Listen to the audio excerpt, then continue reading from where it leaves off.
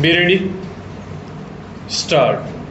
It is submitted by Shri Vidya Kant Shukla, the learned counsel for the appellants, that the learned tribunal, while assessing the compensation, had deducted 1/3 amount towards the personal expenses of the deceased staff. It is submitted that in the instant case, on the date of filing of claim application as well as on the date of passing of judgment, altogether 5 persons were dependent upon the deceased staff.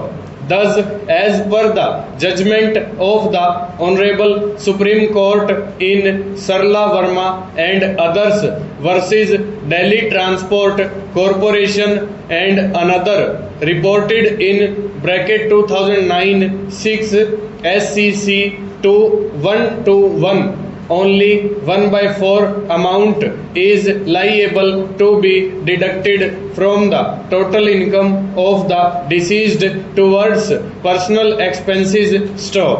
It is then submitted that the learned tribunal, while assessing the compensation, had arbitrarily refused to add any amount in the income of the deceased towards future prospect staff. It is submitted that admittedly at the time of accident the deceased was working as animal medical officer under the state government staff. The tribunal assessed the age of the deceased as 48 years staff.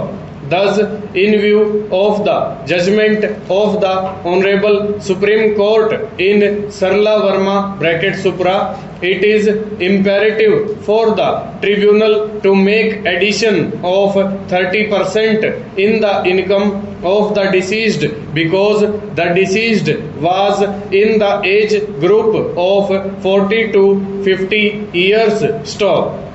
It is further submitted that the learned tribunal had wrongly deducted rupees 16,420 from the income of the deceased, which the claimant number 1 is getting from the state government towards family pension stock. It is submitted that in view of the various judgment of Honorable Supreme Court and of this court, family pension received by the widow of the deceased is not liable to be deducted from the income of the deceased stock. Therefore, it is submitted that the entire assessment of compensation made by the tribunal is illegal and against the law laid down by the Honorable Supreme Court stanza.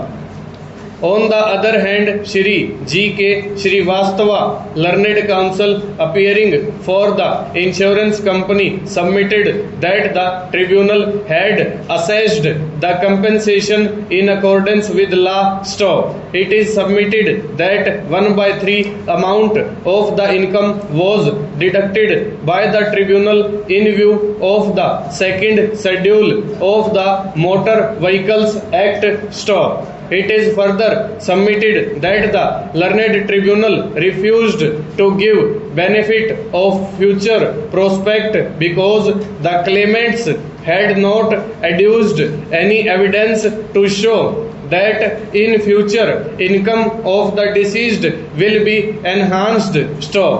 The tribunal had further stated that there may be chance that the claimant number 1 will get compassionate amount due to death of deceased stock. Accordingly, it is submitted that the aforesaid finding of learned tribunal does not require any interference stanza.